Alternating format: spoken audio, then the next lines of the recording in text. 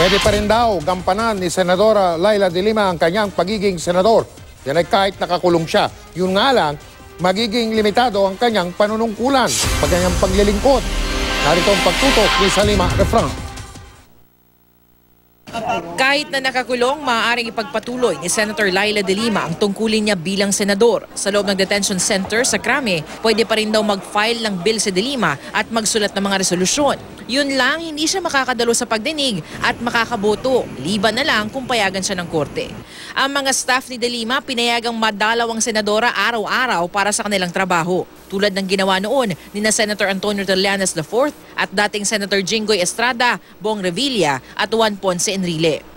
Kung pagbabasehan daw ang nangyari kay Senator Trillanes na nakulong din sa PNP Custodial Center dahil sa kasong rebelyon bago siya nabigyan ng amnesty noong 2010, tuloy-tuloy daw ang sweldo kahit nakakulong siya noon. Maging ang budget at allowance ng opisina di raw hininto. At dahil senador pa rin daw si de Lima, utos si Senate President Coco Pimentel na bantayan si de Lima 24 oras ng Senate security sa Campo Crame. Kinondena naman ng kaalyadong si Senator Bam Aquino ang di umano'y administrasyong minamadali ang batas at mga proseso para lamang sa political vendetta. Si Senator Risa Ontiveros tinawag namang doble kara ang hustisya sa Duterte administration. Nakakasuhan si de Lima pero nais ipakwit ang pork barrel mastermind na si Janet Lim Napoles.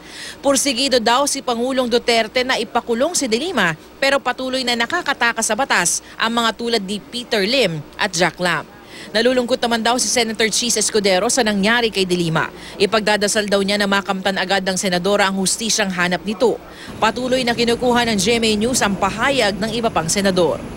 Salima Refran, nakatutok 24 oras.